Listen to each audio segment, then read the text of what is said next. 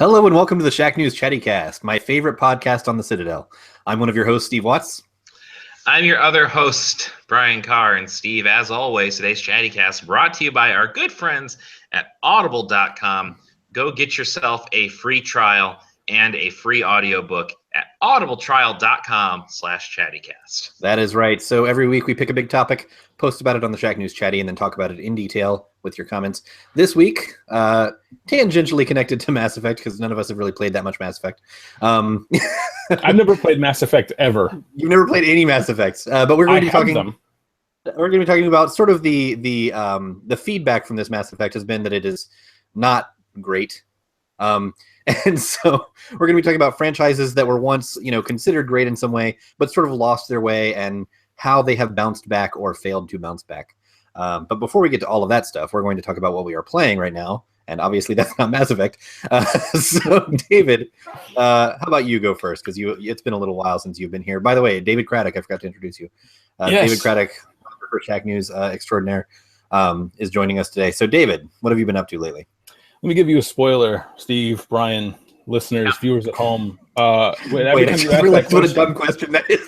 From now until like 2019 in the summer, the answer will be Breath of the Wild. I love that game. It has surpassed expectation. I actually haven't had time to play since the weekend, but I'm already getting like the itch. Mm-hmm. Isn't it crazy that it surpassed expectations, considering expectations were sky fucking high? I had never set the bar, but like a week or so ago, I like flew past the bar. I'm like, oh, there it is. There it goes. Yeah, I'm just enjoying that game. I'm having so much fun with it. And I've only done one of the Divine Beasts, which are like the bosses before Ganon. Mm-hmm. I've just been exploring. I love that game, like any itch you get, it will satisfy. If I want to do puzzles, I'll go hunting for shrines. If I want to just run around, I do that all the time anyway. This game is like people talk about in this industry, my forever game. I think I have found it. It's just so much fun. Whatever I've wanted to do in it, I've been able to do. It's one of my barometers for games that have a lot of realistic game systems, namely physics engines, is if I notice while playing that I can have an idea and perform it as I would in real life and can just do it.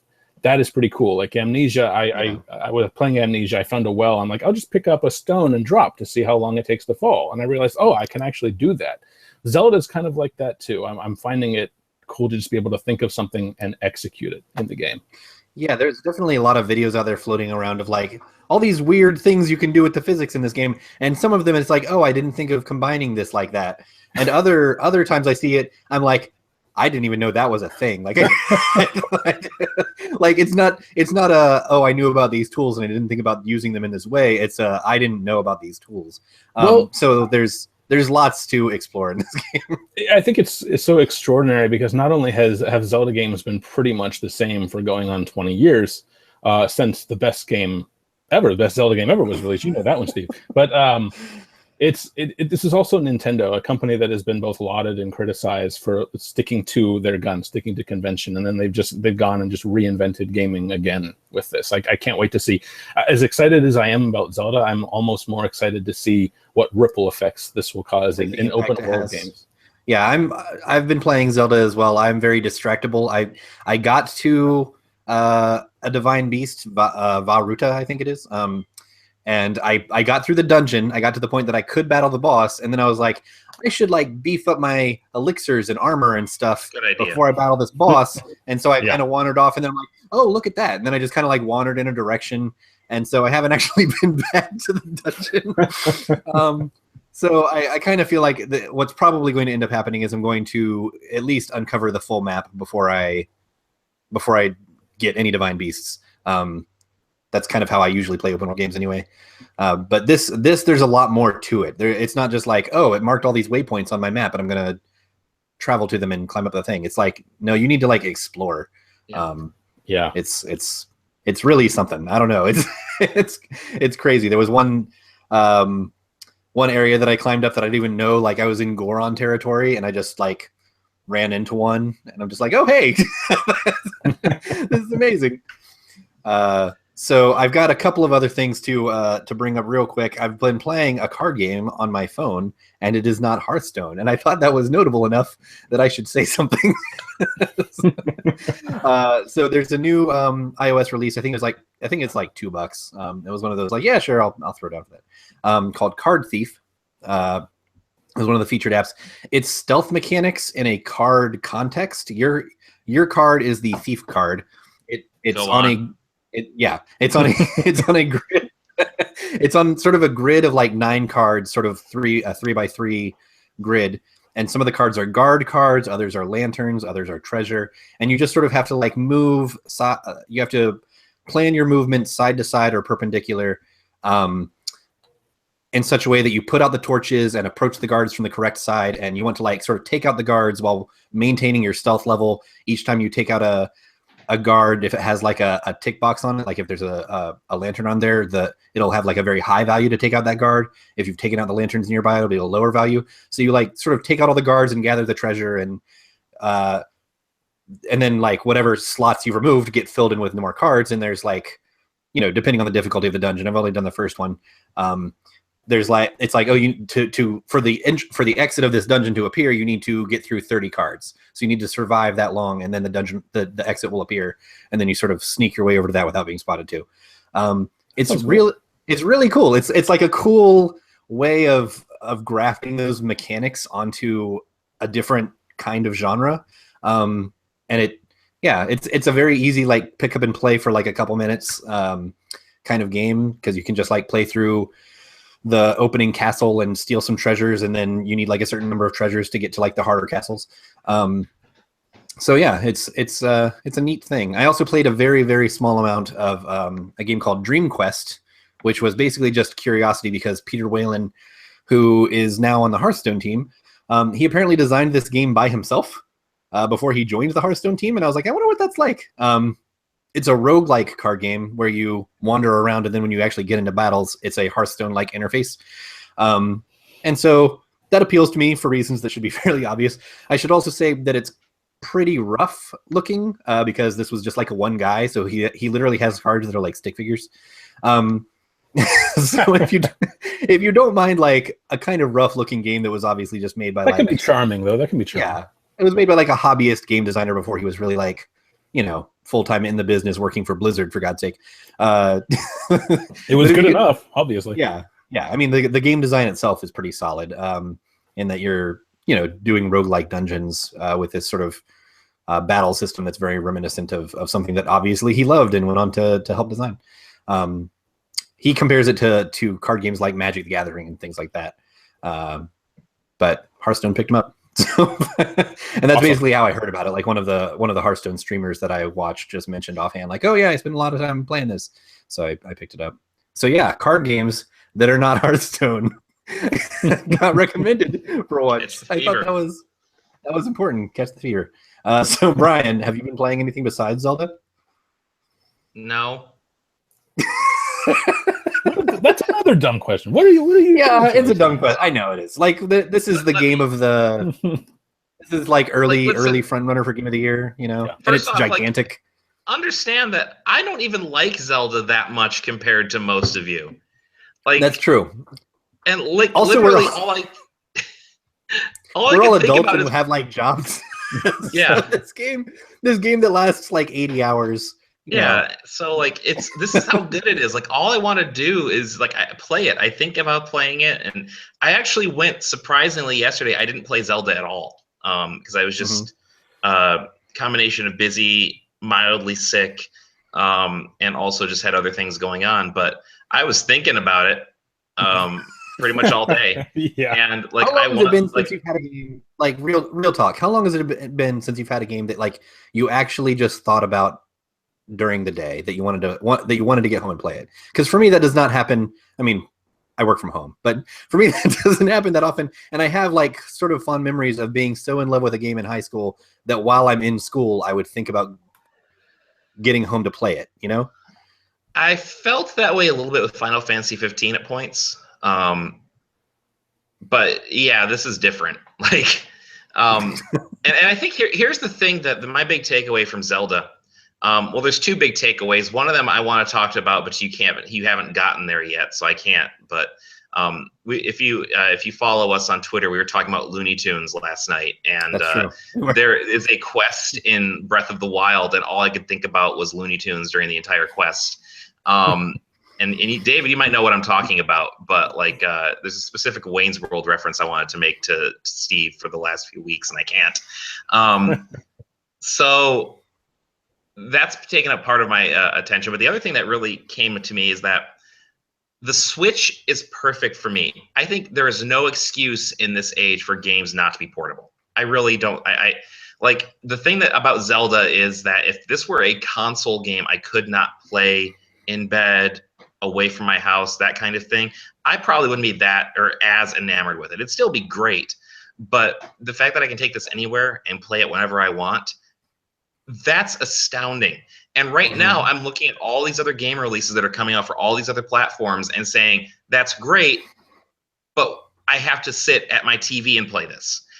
Yeah. To me, like that, and David, you're talking about like how this has kind of like changed the gaming landscape. And I think you're right. It's going to change, like, we'll see over the next few years the impact it has on design.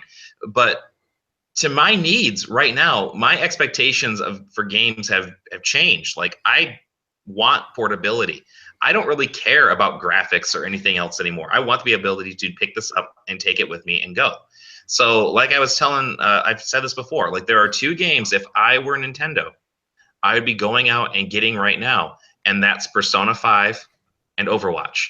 If those games are portable, good those additions. would be fantastic. I mean, Overwatch would need like some sort of single player component first, right? Like it would need like a bot matches or something, because it doesn't have 3G or anything, Yeah, but like let's be real, like your computer probably doesn't either, and so if you're playing on a laptop or something like that, you still got to find a Wi-Fi to connect to.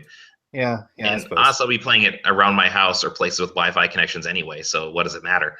But I don't know. I think there's no excuse not to have more games on the Switch right now. And I'm not blaming Nintendo or anything like that. I'm blaming the third-party developers who are like, well, let's wait and see. No, do it. I think that's going to change. I mean, like we can talk about this more in Newsy Bits because I actually pulled the story about their sales numbers, and their production ramping up. But it seems like the Switch is taking off in a way that I think surprised everyone, including Nintendo. Yep. So I think that we're going to actually see this going somewhere, and it seems like developers are starting to be like, oh, holy shit, let's get on. Like I'm hoping today, was canceled for Wii U and announced for Switch instead, and it's like that's exactly the sort of thing that should be going there. I wrote an op-ed before the Switch came out that was like, this thing has the potential to be a massive success if it just gets the right combination of like Nintendo franchises and like indie retro-y stuff. If they do this right, this is basically all I've ever wanted in a console. Like, I don't need the big AAA stuff. I want just like the weird, like B-tier stuff that I fell in love with in middle school and high school on like the PlayStation and the Dreamcast. That's what I want. We've said before, this is why Nintendo is everyone's second console. Like, if you're a PlayStation fan, okay, get a Nintendo too. If you're an Xbox fan, okay, get a Nintendo too. Like, but here's the you're thing. You're gonna get more or less everything if you just have both.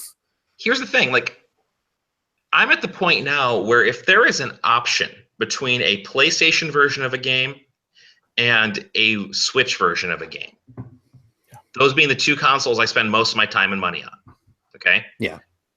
I am going to go with the Switch version unless there is a dramatic reason not to. Same. Because you can take it. Bloodstained. Yeah. I saw that, and I'm like, I was thinking about maybe checking that out when it came out on PS4. Now they're doing a Switch version. I'm probably just going to get it on Switch. Anything else that comes down the line, I'm going to probably get on Switch unless I can't. Like Injustice 2 probably won't have a Switch version, at least not for a long time. NBA 2K, probably it will be a significantly lesser experience on Switch, so I'll probably skip that. But anything else where there's a lot more parity between them, I will sacrifice 1080p, 4K, whatever, for the ability to like pop that thing onto the screen and take it with me and leave the couch. Here's an insight, and we'll move on to the big topic after this. But here's a quick insight as to like how much of a difference the Switch makes. There's an event I'm going to next week, and I didn't really particularly want to do it because it's a long trip and leaving for a couple of days is kind of a pain in the ass because I have a wife and kid. So I'm like, here, take care of the child by yourself for a couple of days. Like all of these things make it not that desirable. But in my head, in the back of my head somewhere, I was like, but you know, that would give you a couple of long plane trips where you could just play Zelda. And you wouldn't have like any like nagging like, oh, you should be doing this instead, because you can't do anything else. You're on a plane. So, to Brian's point about Overwatch, though, I've kind of had the same thought. And Steve, this is something you and I discussed earlier in the week, where I noticed that a lot of the games coming out for Switch are, retro themed, indie themed. A lot of the games promote the portability, but they promote specifically playing it with the Joy-Cons attached. But I'm looking at this thing, I'm like, it is a tablet. Wouldn't it be nice if I just wanted to grab the Switch tablet and play Angry Birds or Plants vs. Zombies? Yeah. Snap on the Joy-Con, play some You could do that pretty easily, yeah. But also, like, if Nintendo can sign a publisher that, wants to make a multiplayer only or multiplayer centric game like Overwatch to bring that over, I say do that, because I say you could just canvas everything on the Switch, give people all the options, because this system has the ability to do that in a way that consoles rooted to your TV, or even my combination of choices, gaming PC and Nintendo. As much as I love my gaming PC, I cannot conveniently pick it up and take it with me on the go. Yeah. Give me everything on the Switch, and I will probably buy it on that platform now. Yep. Like, I don't see myself getting any indie games anywhere else for basically forever. Like, unless that game is exclusive to another platform. Like, if there's a Switch version of an indie game, I'm getting the Switch version. It's that simple. I think if you're an indie developer or a Japanese RPG developer, the kind of games that we saw on Vita and 3DS a lot, I think if you're that kind of developer and you're not thinking, okay, we're putting everything on Switch right now, I don't know what's up with your decision. Luckily, I think that sounds crazy to me. Like, the big Vita and 3DS publishers, I think, are already on board with the Switch. So it is exciting. Like, we are living in perfect times. I don't care if it can't run Horizon or whatever. It doesn't matter to me. I want to see what this thing can do. I think Chris Kohler put it really well when he got a hands-on with the Switch before release. It was like at the preview event, and I'm pretty sure this was him. I'm going to attribute it to him. He basically wrote a piece that was like, the Switch is like the exact system that I want. Like, it is perfectly tailored to what I want out of a system, but I'm not sure how wide of an appeal that is. And that's how I felt too. So I was like looking forward to it, but also kind of nervous for it. And I feel like really relieved and excited to see that, like, it seems like a lot of people wanted that now. Well, I guess we'll get into this because you pulled that news story, so we'll talk more about it later. But, they've sold through, I think, their initial run of 2 million and are doubling production. I think the GameStop CEO said, like, based on analytics, that the Switch could outsell the Wii, which is kind of the bar for Nintendo. Crazy. Mercy. Yeah. It's exciting to me because I was kind of the same way. I am a Nintendo loyalist, but after the Wii U and even the 3DS got off to kind of a tepid start as well. This thing is selling, and there are people who are always going to throw hardware and specs at you. They're going to say, "Well, this is more underpowered, blah blah blah." But as Brian said, like, to me, being able to just pick this thing up and take it with me, and I play mostly in TV mode, but the fact that I can, without thinking about it, just grab the Switch and keep playing Zelda in my office if I feel like sitting in there. Yeah, that to me means more than 4K. It's an actual game changer. There have been so many times that I've been like, that I would have wanted to play Zelda, and on any other system I would be like, okay, well, that's what I have to do with the TV now. Sorry, honey, But instead, I'm totally open to like watching whatever. It's like, hey, you want to watch a movie? Okay, sure. I also want to play Zelda. I can do both at once. And one final footnote to that point you brought up about the GameStop exec. I didn't pull that story in particular, but it's related. I think he said like 89. There's an 89% attach rate or something like that for Zelda to Switches. That seems low. Which, I was about to say, like, what are the other 11% playing? They really love Bomberman. Yeah, I don't know, guys. You're missing out. Anyway, they're planning on. I think GameStop is planning on bundling Zelda, like one of their internal bundles, which is probably a pretty good way of going about it. Anyway, they've been able to get. I think they've been like doing like a $500 bundle with the Switch and Zelda and some other stuff. So that was up until, I guess they're restocking this week, but up until this week, that's been the only way to get one if you didn't get one at launch. So, but yeah, my last thing on it is just like the Switch does what I've wanted a video game console to do. Take all that processing power, take the advance and march of technology, and literally change the way I play the game. Make the gameplay itself different. We're hitting diminishing returns with graphics. I don't care about, frame rates and resolution anymore. Zelda runs at 30 frames per second most of the time. It looks gorgeous. I'm happy with that. It's the actual mechanical way I play the game that's different now, and that's exciting. I feel like Nintendo might have perhaps inadvertently pivoted because, traditionally their handhelds have targeted younger gamers, but here we are. I just kind of realized, we're all three adults talking about how this is perfect to my lifestyle. I think that this could finally be the way that they kind of start to reclaim that market. The fact that most adults, we want to play games, but often we can't. But now, like my brother-in-law pre-ordered a Switch. He sent me a pic on the release week of his Switch set up in tablet mode. He was passing Joy-Cons around. His boss was in playing. Like, this is perfect for adults. Yeah. And that's the thing. We can have rooftop bodega parties. Even in the marketing, all of the marketing so far has focused on adults and like young adults, millennials. There have been very few kids or even families. Like I think they have like one or two ads that had kids or families in it, but the bulk of it's been, here are these cool young adults playing. Right. And that's the people who I think it's connecting with most.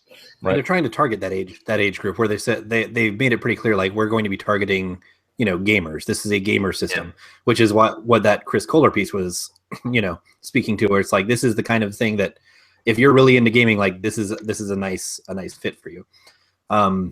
Anyway, let's move on to our big topic now. Eventually, we'll have a week where we're not talking about Zelda and the Switch. That's a nice, like, spontaneous Switch love fest. I love it. So the topic this week, I titled it "When Franchises Fizzle." Mass Effect Andromeda drops. It dropped yesterday, as of the time we're recording. It's fair to say the reviews and dropped. Yeah, and dropped. Yeah. It's fair to say reviews have not been glowing. I actually checked Metacritic to make sure that I wasn't off base with that assessment. I think it had like an average of 79 or something. And the next closest game was Mass Effect 3 at like 80 something, 89, I think. So it's a pretty precipitous drop. So whether by age or quality or just design paradigms moving on, this would not be the first time a series slips and loses some of its critical and fan reputation. As I said at the opening of the show, we have not actually played Mass Effect among ourselves. I played 20 minutes or something last night, but we've not played very much Mass Effect ourselves. So we're not talking specifically about Mass Effect, but I'm using that as a springboard here to talk about big franchises and what they should do, what they tend to do, and what they should do when they start to lose their way. So some kind of like fade off quietly. Others find a way to like come back and stay relevant, and others just kind of meander along for a while until eventually they die. So, Steve, let me tell you about a company called Capcom. Okay? Yeah, I felt the meandering. I was thinking Mega Man the entire time I wrote that sentence. So our questions are this week are what series have made successful bounce backs, and what lessons can the team at BioWare learn from these successes or the failures of others? So I want to sort of define the different ways that this tends to go. I think Zelda, which we actually already talked about a lot, is a great example of one that did bounce back, because as much as Ocarina was a strong first showing, and I think that Majora and Wind Waker are both very strong too, I think it's fair to say that Twilight Princess, Skyward Sword, we were sort of seeing diminishing returns. People were liking them less and less, sort of seeing them as more. I would say we were seeing diminishing returns around Ocarina of Time, but that's just me. I don't want to open that can of worms. Point is, whatever strength 3D Zelda had, it was starting to reduce as time went on. And Breath of the Wild is the game that universal praise is going around it, saying like, hey, this is them coming back. I think Final Fantasy 15, arguably, even though Final Fantasy is a different kind of series where they don't have a lot to do with each other, Final Fantasy was a series that was sort of like, okay, it's sort of getting weird in a very specific way, and we know what we're expecting, and Final Fantasy 15 brought it back. So those are two examples off the top of my head of games that kind of brought it back in a good way. And it's still super weird. Like, don't get it twisted. It's still incredibly weird. It's just a much more profitable kind of weird now. But weird in a specific way. I mean, like, Final Fantasy 13 was weird in that way, where it's like, okay, you just made up a bunch of words and stuck them in here, and they're all using these words constantly in a way that is very confusing, and you can't really follow what's going on. And that's sort of what Final Fantasy became like known for. Final Fantasy 15 didn't have as much of that, as far as I understand. I haven't gotten all the way through it. So Anyway, let's talk about what are some series that have either of you guys have examples of other ones that have successfully come back, or others that have just kind of like failed to come back in one way or another.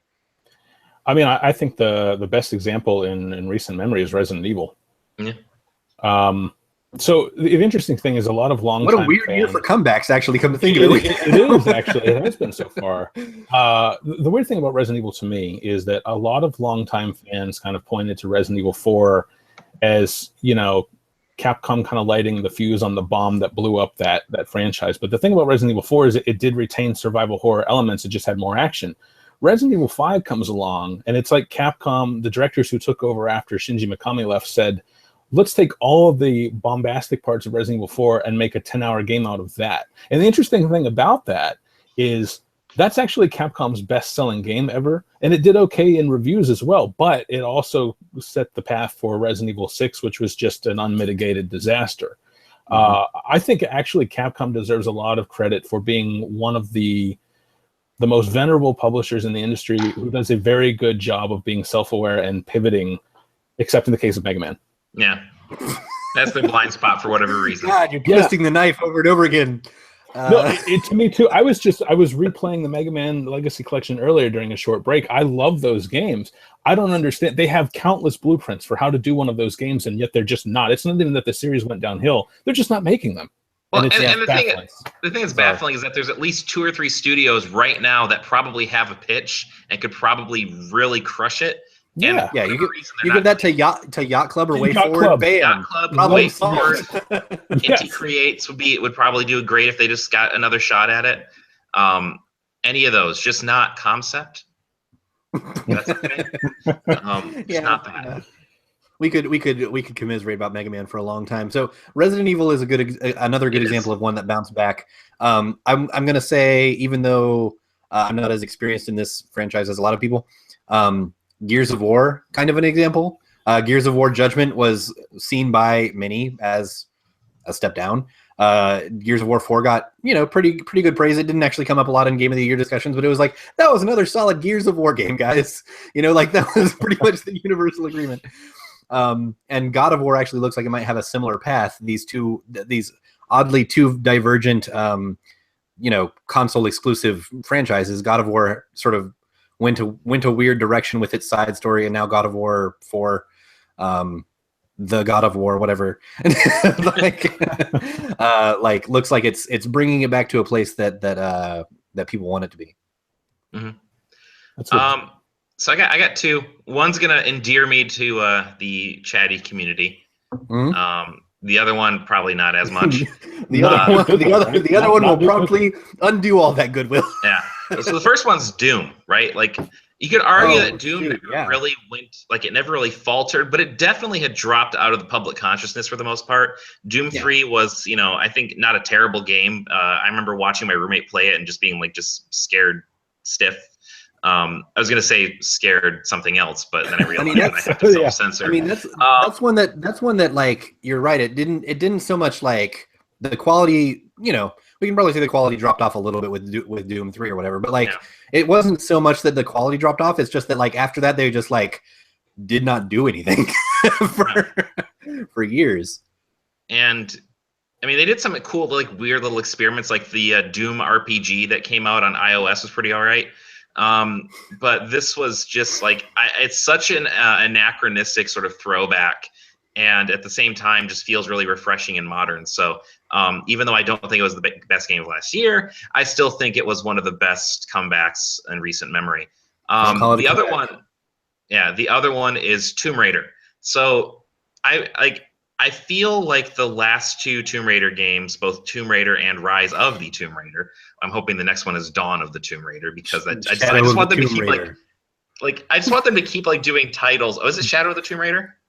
I think that's the rumor going around. I think you're right. Yeah. But I just want them to keep teasing she's going to become the Tomb Raider, even though she's been the Tomb Raider since the first game. I like how your naming scheme is naming them similarly to the Planet of the Apes franchise. Yes, War for the Tomb Raider. Yes. But here's the thing. So I like the original Tomb Raider games, but I kind of fell out of love with them pretty quickly because I'm not a big believer in puzzles as roadblocks. Like, Well, you one of the things that also don't like the Zelda series, and Zelda. I mean, the Zelda I was 3D just games. about to say, The Zelda 3D like, games and the Tomb Raider games are very similar. yeah, and so I don't like them for a lot of the same reasons. The Tomb Hey, Raider push reboot these that blocks to happened, open this door is basically the yeah. It's not like the puzzles have to be tied to like a narrative thing or make you think in a different way. Like, it just like putting me in a room and saying, okay, you can't get out of this room until you do this arbitrary task has never been appealing to me. The thing I like about this new Tomb Raider series is that they do things in it that uphold the spirit of the original Tomb Raider games, and make a lot of the stuff that I don't like optional or at least less mandatory.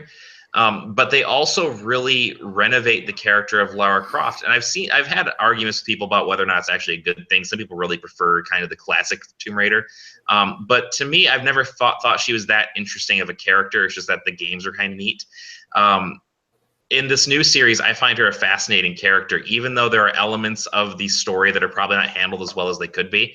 I just love the idea that she is gradually kind of growing over the course of these games. And as much as some people hate it, one of my greatest cathartic moments in like recent gaming history is when you get the crap kicked out of you for the entire game in the first game, and then you find a grenade launcher, and the guys are like, "Run! She's got a grenade launcher!" They're terrified of you by the end of that game, and I find that deeply compelling. I don't know why. Like, we can argue about a lot of this stuff, but when that scene happened, I just cackled. I was so happy. It's pretty great.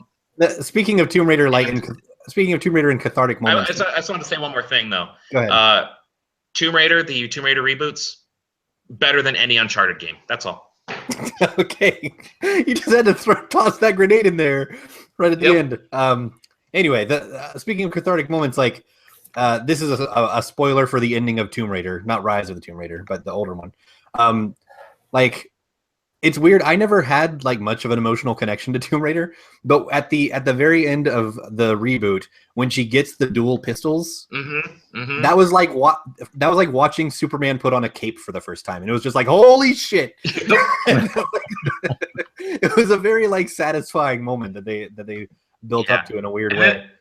And then they take it away in the next game, but yes, obviously, yeah. But it's super good. It's super good. So that was actually, Tomb Raider was actually one of the chatty comments that we had. Mobab said he had his issues, but Deus Ex Human Revolution is much better than Invisible War. I think that's probably pretty true. And Tomb Raider, he said, apparently had a wonderful comeback. And then he replied to himself and said, I guess I should say Tomb Raider was well received by players and sold a metric ton, but was still considered a failure by Square, which I think they've sort of like backpedaled on that a bit. That was sort of a comment in the early days when they were expecting Tomb Raider to, I guess, make up their entire bottom line for the fiscal year or something insane like that. That to me just underscores one of the biggest problems with AAA development. Like, what? You didn't sell 60 million copies in week one? You didn't make up for all of our failures? What's wrong with you? So yeah, it's kind of an unfair metric, and I think they've walked it back. Obviously, they produced a sequel, so they don't consider it a complete trash can fire or anything. But yeah, I would say that is definitely an example. Another example from our chatty, he said this is an example of one that just kind of like faltered. It never came back. Maybe it will someday. But Trapped in Suit says, I think Medal of Honor was one of those. Medal of Honor 2010 was okay. It was clearly a game with more single player than multiplayer work put in. Warfighter tanked. And he says it just lost its way. The multiplayer was deeper and more developed, but it was somehow less fun. And, I just love they called it Medal of Honor Warfighter. Like, you might have called it like Medal of Honor Gunhaver or like Medal of Honor Soldier Person, or what a stupid name. I'm sorry. Soldier Marcher. This is when the other weird thing about that whole story was how they were like taking it to Call of Duty, and that they consciously made a choice to accent that in their marketing. It's not like they were shying away from it. Like, they were saying in marketing materials that they were like intending to challenge Call of Duty's dominance. And that seems like a tactical error. But also it came tied with like this very weird, like, oh, we've got these, I forget what they were called, but the guys with the big beards, they were like the special operators. They're like, oh, they're advising us on the games. And it was a weird tone all over. I think they really just called operators, if I remember right. Yeah, and Trapped in Suit said it was a fiasco that killed the series for some time. No Medal of Honor title has been made since Warfighter. I think that's a real shame because Medal of Honor 2010 reboot was capturing a sense that I missed from Call of Duty. So he actually did like the reboot better than Call of Duty. He said, hold on, I have to look up which one I liked, but there was one Medal of Honor I played a lot. He said the sense that he got from Medal of Honor 2010 was of a war movie telling historical fiction to convey an emotional story about a soldier on the ground. Essentially, the video game version of a war movie or series like Saving Private Ryan, Jarhead, Platoon, or Band of Brothers.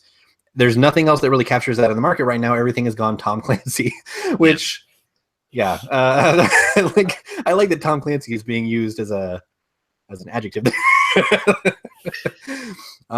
But yeah, he's not wrong. Everything has gone Tom Clancy. As someone who enjoys that, I have to say, like, I am disappointed that it sounds like Call of Duty is getting away from all the future warfare. Yeah, they said they're going back to their roots, whatever that means. Yeah, and that's again, I think I've said on here. That's where I'm gonna get off. But I think Medal of Honor would be really well poised if they came back and said, okay, we're doing another World War II shooter. Because I spent a lot of time with Allied Assault, and that game was great. So I think that we're due for a sort of an upswing or a resurgence in the World War II shooter. I think Medal of Honor would be. I mean, look at Battlefield 1, which was like a crazy wild success for going after the World War I setting, which people, I think there was a lot of skepticism, like, how is that going to work, guys? But apparently very well, because it did fine. I refuse to buy a Battlefield 1 on principle until they patch in a mode where I can play as Snoopy in his doghouse. Like, and it has to have that song, the Snoopy versus the Red Baron song playing, and then on Christmas you can have the Christmas version of it playing. Then where you both land and have some coffee or whatever it is. I want the Royal Guardsmen, or the Royal Guardsmen or the Royal Kingsmen? I can't remember, but I want them in the game. Until EA does that, I refuse to buy Battlefield 1. That's the stand. Very specific requests. Dr. Cube said, this I honestly don't even get, but maybe one of you can express it better than I could. He said, better mention Fallout 4 in this discussion. That's all he said, so I don't know if he's using Fallout that as really go away though. Like, I feel like Fallout 3 was the comeback for that series. I don't know if that's supposed to be it slumping in quality or if that's his comeback, his example of comeback. That's how I took it, because I think that Fallout 4 was one of those games where everyone who liked Fallout 3 liked it. Everyone who had kind of had their fill of that was like, oh, it's just another Fallout 3. It's more of that, yeah. It's just more of that, yeah. And I mean, like, I liked Fallout 3 fine, but I also like New Vegas fine. I don't know if it ever went through a dip per se. So yeah, I'm not exactly sure. It's been popular for a while now. Yeah. Well, it's been bafflingly popular, really. Like there are no like I say this as somebody who likes Fallout, but there are no games that are more broken than Fallout. It's like Mass Effect Andromeda, Steve. Okay, yes. But it's like the way that you can see the machinery working in Zelda with the physics engines and stuff. You can see that in Fallout as well. You can see the machinery turning the cranks behind the scenes, but it's very robotic. It's like the video game equivalent of like going to a Chuck E. Cheese and you're seeing the robots like do their jerky motions. It's like that's what I feel like I'm seeing when I look at the game systems in Fallout, and I like Fallout. but it's weird. It's weird that this kind of hardcore RPG series that's kind of broken and weird in a lot of ways has become like one of the most massive successes and not just like sales wise, like the merchandise and the fan community around it is crazy. It's gigantic. It's very weird to me. It's becoming a lifestyle brand the same way Zelda is, I think. Yeah. Where people, if you're in Fallout, you buy Fallout everything. Again, I say this as somebody who likes Fallout and plays the Fallout games, so I'm not like hating on it. It's just like I would not have expected that to be the thing that takes off. So anyway, Alias said, "I've only this is kind of an example, but he said I'm only a little bit into Mass Effect and Andromeda. It is a huge bummer how many technical issues cause problems in this game. The world still feels like Mass Effect, but they really dropped the ball on the tech side. The previous games had issues, but they're very easy to overlook. And Mass Effect Andromeda seems incapable of rendering the galaxy map stuff correctly, plus a lot of little quirks on the way the lighting flickers. We've probably all seen the GIFs of like weird facial expressions. It seems like just kind of a mess. And we were getting sort of a sense of that internally in our Slack room when our reviewer was saying like, hey, this thing's kind of effed up in a lot of weird ways. So I can throw another one out knew, there. Yeah. That is near and dear to my heart, and that's the Batman Arkham series. I think that I think that as far as if you want to just talk pure numbers, aggregate review scores, I think Arkham Asylum and City fared the best. And then you had Arkham Origins, which I think got kind of an unfairly bad rap. It was not a bad game. It was just a little just buggy. It was built on. It's perfectly fine. It's perfectly fine. I think that's why. I think it was like here's the distinction. Like we're saying it's fine, but the critique was it's only fine. Yeah, people had expectations of that series. As long as I'm throwing grenades, can I be honest? I feel like Batman in general is a franchise that people expect way too much from, and also are way too critical of. I don't know. For some reason, the Arkham games, I felt like even City, I could see some of the sort of the seams starting to show. I don't see and that's why when the sort of hate toward Origins was baffling to me. I'm like, this is more of that. I think a lot of that was the internet mobs. Really. Yeah, and it wasn't Rocksteady, so it was an easy way to pick on the studio. I think the larger issue is that I think Arkham Knight was a good game, but right out of the gate, that thing was a technical dumpster fire. I mean, that game, I think that really caused Rocksteady to stumble and cap off the trilogy the way they wanted to.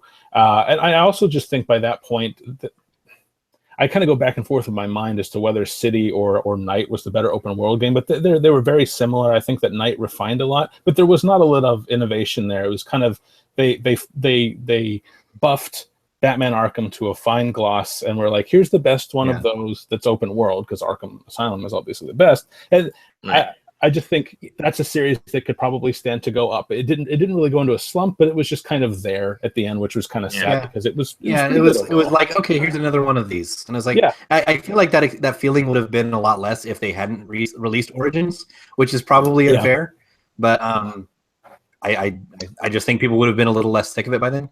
I think Arkham is a weird example because I think when I think back to how much I enjoyed my time with a game, I probably think of Arkham City as the one that I liked the best for whatever reason. But if I put on my game journalist critical hat, and I'm thinking in terms of purity of design, Arkham Asylum is very clearly the winner. Obviously it's this is the one that had this very pure idea of we're gonna make a 3D Batman Metroid, and it's holy shit, yeah, that's a great idea. That's the vision, and then by City they had to bolt a bunch of extra stuff onto it, and I think they did it admirably, and I think Arkham City is a very good game. But you could definitely feel this is really kind of outside of the scope of what we were going for, and as they keep increasing that, it gets harder and harder to really kind of look at it and be like, this is a. That's definitely a game series that's definitely a game series that feels like they were stuck in this AAA development thing where they knew that the marketing demands were going to be, this one's like that last one but bigger, and they knew that had to continue being the message every time. Because when I think of Batman, I think of gigantic open worlds where you can run for multiple miles in one direction. That's what I think of when I think of Batman. I mean, I think Arkham City was interesting because I had a moment early on. There were those, I think it was a chain of side quests where every now and then one of the prisoners of war, so to speak, would be assaulted by a real criminal. I heard a cry for help. I swooped down, pounced on the mugger, and the guy was like, "Oh, you're Batman." I was just like, "That's right, I'm Batman." And then I just swung off. In that moment, okay, Rocksteady, you did it. I am Batman. But it was also kind of piggybacking on what Brian said. That was the first Batman open world game, and also it came out at a time where I think I was just feeling open world fatigue at that time. Yeah. And the thing that set Arkham Asylum apart, that the other games also did, but it wasn't as novel, the second, third, fourth time around, was the Predator rooms, where it was oh, this is the kind of thing that you one, never really have seen in a Batman game, but two, just have never seen in a game. You didn't have a lot of stealth games where you're not the vulnerable one, they're the vulnerable ones. You're the predator, you are taking them out one by one. They are scared shitless of you. And that was the fun of that. And of course you're vulnerable because they have numbers. But you're not oh, I get caught by one guy alone, and now I have to run away, and or else I die, that kind of thing. Well, I mean, even to that, I think that Arkham Asylum struck a better balance between all of the elements that make Batman Batman. You know, it has combat, sneaking around, solving crimes. Yeah. The open world style games were predominantly combat. And, you know, the Batman combat system was excellent, but it was just, I think it was too much of a good thing after a while. Yeah. Well, and here. The one thing that they had in Arkham Asylum, but I think people wanted it more fleshed out, was the investigation thing. And I don't think they ever cracked that nut more than they had in later games. They were just like, okay, well, we'll make investigations longer. You'll have to look around an environment more to find the stuff. But really, it's the same mechanic, you know? It was always like the investigations didn't really feel like you were really solving anything. Yeah, like it was like okay, I have to do this and then do this, so the next flag triggers in the code, so I can go to the next room or whatever. Exactly, and that is the entirety of the Arkham VR thing. That's the whole game. So, anyway, Brian, what were you gonna say? I was just gonna say, because I love the idea this originally started out as a rhythm game, and I think that if you really want to revitalize the series, make it an actual. You should just go full on Batman music game. Yeah. Bat Revolution. Bat Revolution. Yes. Thank you. See, we've got something going here, David. I mean, they're doing they did the musical episode of The Flash last night. There is precedence for this. There's precedence for Batman musicals. We're available for consulting game publishers. Come on. I mean, the Lego Batman movie opens with him singing a song. That's a huge ethical breach. Anyway, card based while we're at it. All right. Any other examples come to mind before we hit some newsy bits and wrap up here? Anybody? I will tell you right now. I got one. I actually got one along the lines of Batman. I just thought of it. Spider-Man. The Spider-Man series has been Spider-Man. Yeah, kind of train wreck since that movie, since that one based on Spider-Man 2, the movie that came out a while back. Not the Andrew Garfield one, the good one. What's weird is that the other Spider-Man games have basically kept that structure intact, but it's like game design has moved on. But the thing is, like, that game, like, you're right, game design moved on, but the stuff that people liked about Spider-Man 2, they never carried forward in a meaningful way. So even though game design changed, they forgot why people liked that game in the first place. I feel and I hope that the team working on Spider-Man right now, is it Insomniac or Sucker Punch? I always get those two confused. Insomniac, I think, yeah. Insomniac, okay. I think they're going to absolutely kill it. Like, I think that this is going to be a return to form. I'm hoping so anyway. And that's you want to talk about like contrast with Batman. You sarcastically said, yeah, when I think of Batman, I think of wandering around a huge open world. Like, that is exactly what I think of when I think of Spider-Man. That's what Spider-Man needs to be. that's what that Spider-Man 2 game nailed. Where, if you go back and play it now, the graphics look totally crappy. But at the time, it was like, I'm swinging around Manhattan just looking for crimes to stop. This is great. And actually swinging, like, the mechanics were really well conceived. Like, they thought about the physics and the physicality of swinging through air. Like, and you could get actually like. You could get good at swinging, like you could get good at web swinging, where you like knew when to come off one rope and attach another one, and for maximum velocity. If they get that right, I can see that being a game of the year contender, whatever year it ends up coming out. Yeah, absolutely. Hopefully this year, maybe we'll see more at E3. I doubt it. So let's talk newsy bits. Speaking of franchises that have lost their way. That's just a neat segue that I can read into this first story. Project Sonic 2017 has been renamed Sonic Forces. It's got this weird militaristic star logo. We saw sort of an early glimpse of some footage. I don't know, guys. I don't think this is going to be the Sonic that brings it back. No, but here's the thing. I will say I am actually kind of intrigued by the premise. The premise, as far as I understand it.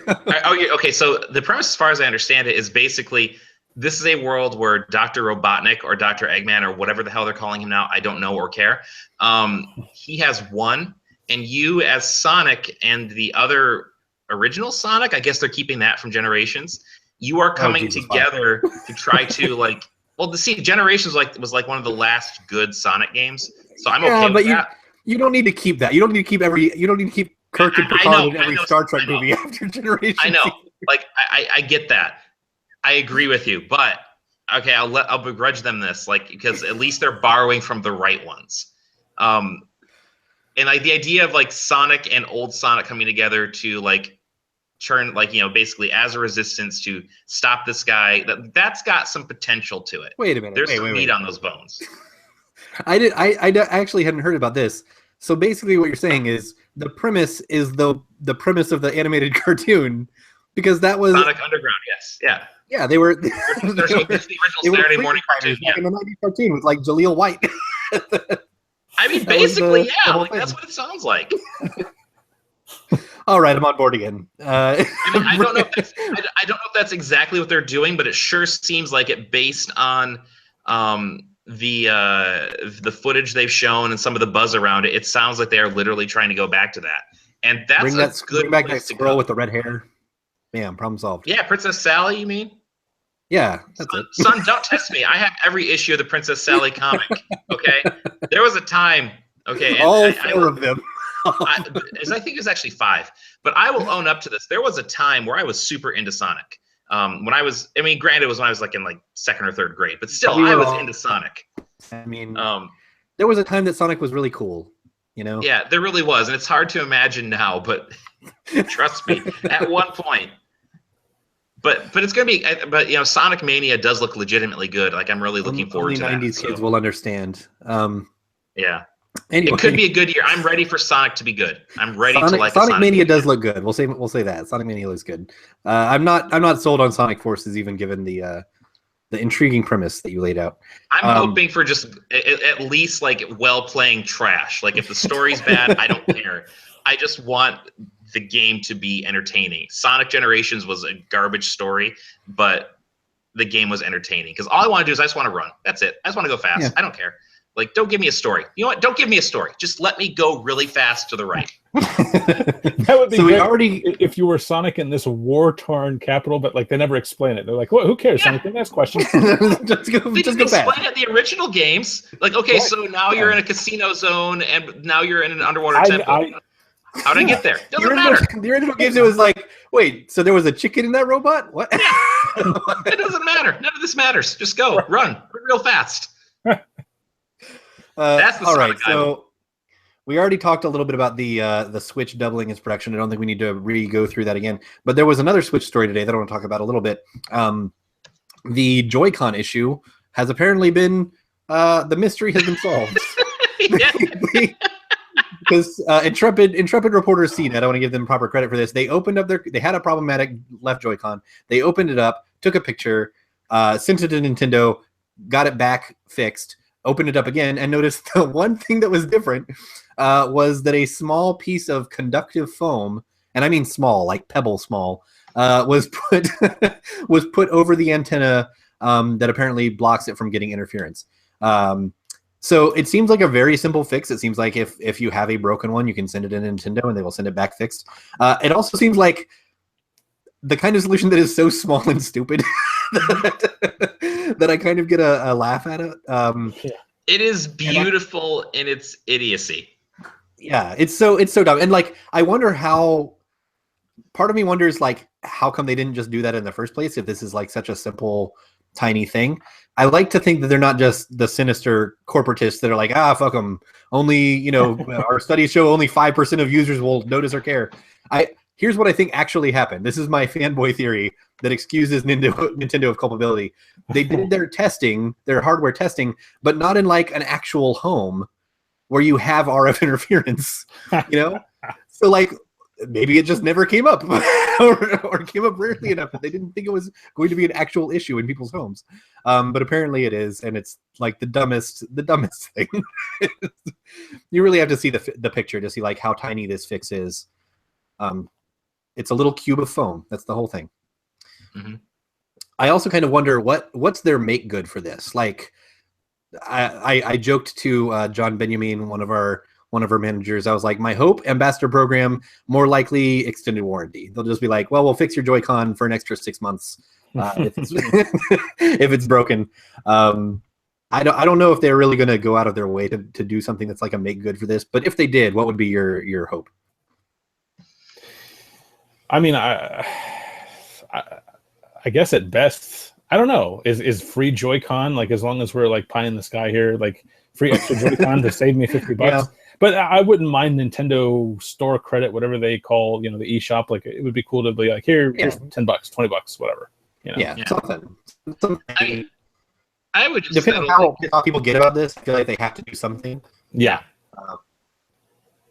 But so far, it seems like it's kind of flying under the radar, and I don't know. I haven't heard. As long as they're not charging to make the repair, I think that's good. Like, if you can send it in and get it fixed for free, and they'll send it back to you quick. Like, I don't. Okay, if you have a first run Joy-Con, because I said this in my write up of the story, I have to imagine that just like the next manufacturing line of Joy-Cons, they're just going to put the foam in from the beginning. Because like, why wouldn't you?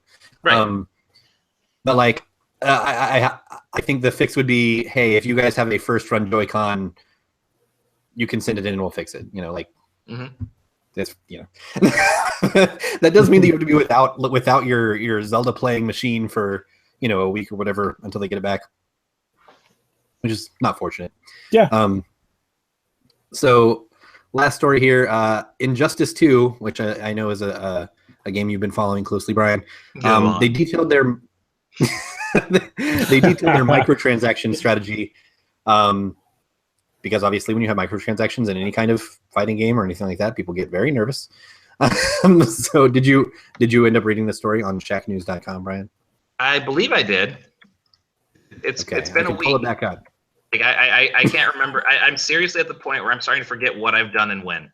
So, but I'm pretty sure I read it on Shacknews.com. Yeah, so the headline is Injustice 2 microtransactions won't be pay to win. Kiefer has also been following this story very closely. The idea, if my browser's not cooperating. Here we go. All right. The new currency is called Source Crystals. They will be used to purchase cosmetic items like new skins or levels for alternate characters on a player's account. I think that's an interesting part of the story because you have to hit like a certain level with one character before you can use it to boost any other characters. So basically, if you have a main, you can get them there, right? And then they're just like, well, you don't have to grind through, all 40 characters or whatever. As long as you've done it with one, we'll let you kind of have a shortcut.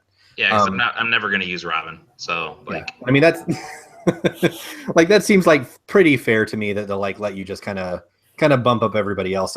See, I almost kind of wish other multiplayer games would let me do that. Like my Paladin and Hearthstone is really high. I'm like, I don't want to grind through a Druid. just let me buy some wins for him or something, Right.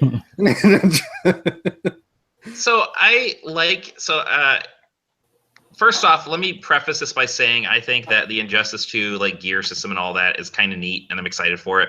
And these microtransactions do not sound onerous or terrible. I don't really know what the point will really be. I mean, if you're really hung up on making your characters look a certain way, I guess it's worth it. For me, I'd rather just roll with whatever I can find. If you want the proper Green Lantern, for example. Yeah, but I could also get that because I'm getting the collector's edition because I'm stupid. I could also get that through the collector's edition because they're going to include the Jon Stewart Green Lantern in that, I think. So, But that said, if they weren't, and I could turn the inferior Hal Jordan into the proper Jon Stewart, very strong opinions on this subject. Basically, here it is. The best three Green Lanterns are Jon Stewart, Guy Gardner, and the planet Mogo. Like the one that's just a planet. Those are my three favorite Green Lanterns. Does he have a gigantic? If I could play as any of those, I'd be happy. What does the planet have as a ring? Don't think too hard about it, Steve. He is a planet and he's a Green Lantern. Okay, just accept it. All right, fair enough. These don't sound too onerous. I kind of wonder what the cost is going to be if you actually wanted to collect them all, because there's always that collector instinct among gamers, and I almost always see a story that's like, if you want all of the blah blah blah, it'll cost you $1,000 or whatever. Or you could just play like a normal person and not do that. I saw a story like that about For Honor this week, where it was like, to get all of For Honor stuff, you'd have to either pay $750 or play for 5,000 hours or something ridiculous like that. And my thought was like, do you need all the stuff in For Honor? Like, I don't know if I don't know.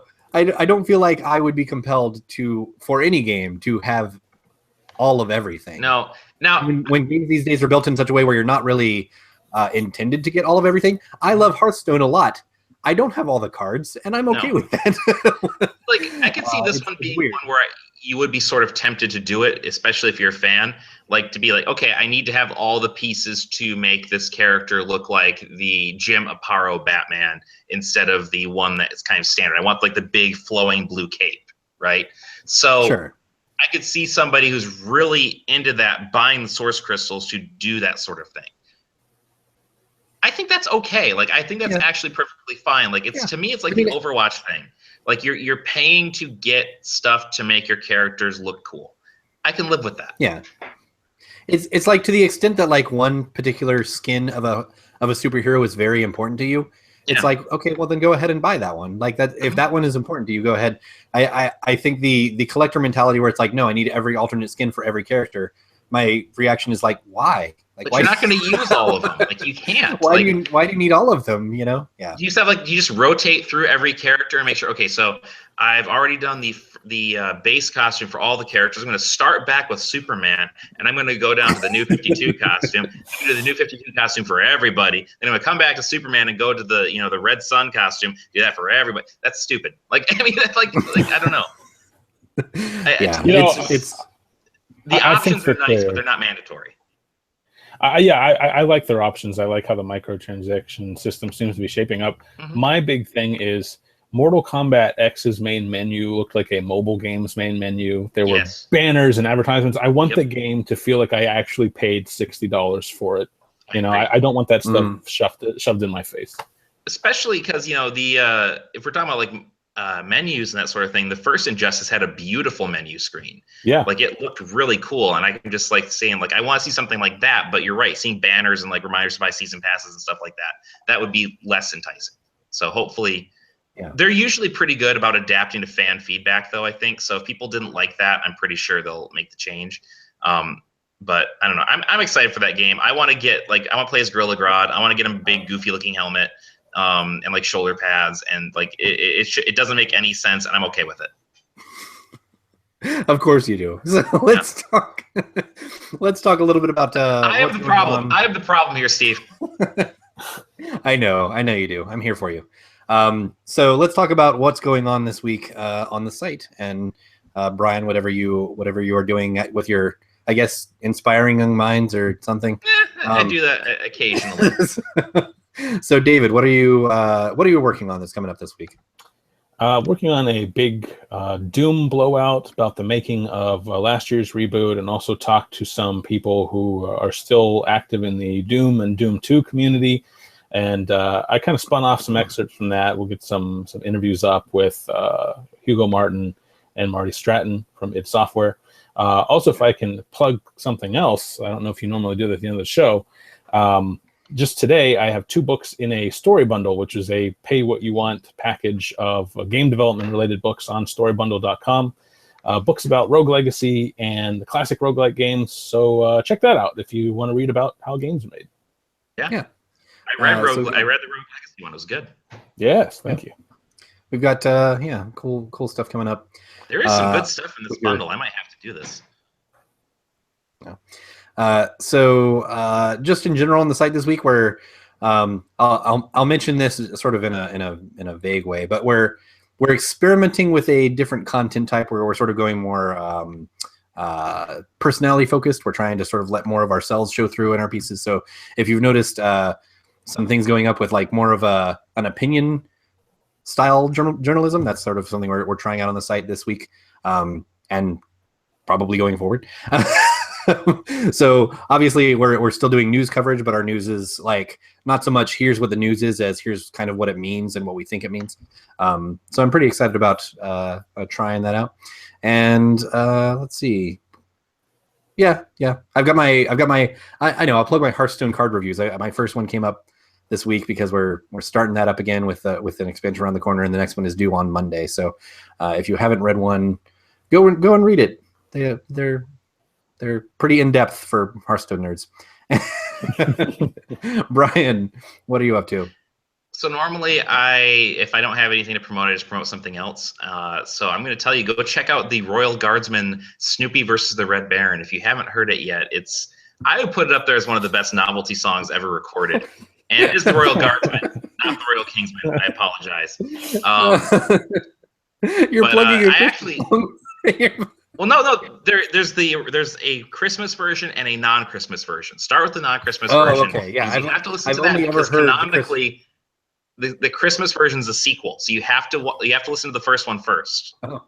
Okay. I've only ever heard the Christmas version. Yeah. All right. Go ahead. But I actually, that aside, I do actually have an announcement to make. I will be at some point in the near future starting a new podcast. Ooh, exciting times. Yeah, not in competition with Chattycast. I'll still be doing this, but this will be something I'm actually doing through the university. We're starting a podcast network at the university. They want me to do one. It's called Serious Fun, and it's me talking to people about video games, pop culture, whatever sort of thing from a serious academic perspective, and talking to people who are both in academia but also in the professional sphere. Like I've lined up the chance to talk to like the local comic book shop owner, people who work in game development, that kind of thing, and about like that kind of culture and that sort of thing. So it's still very early on. We haven't even recorded an episode yet, but I've got the art. They've already set aside a place on the website for me, so I'll just go ahead and say, just keep an eye out, watch the space. I'll let you know when the first episode goes up. That sounds awesome. Yeah, I will. I'll listen to it, but like a little bit spitefully, like a little bit. Well, you're going to be on it at some point. You know that, right? Like you're going to be one of the people I talk to. So. Oh yeah, that's probably true. Anyway, yeah, that's the show. You have no reason to be spiteful. That's the show. So thanks for listening. Check out shacknews.com and Shackfacts. Let's see, what else would Asif plug? Mercury for $5 a month for an ad-free Shack News experience, and that's it. Oh, he's doing a Child's Play event this weekend, isn't he?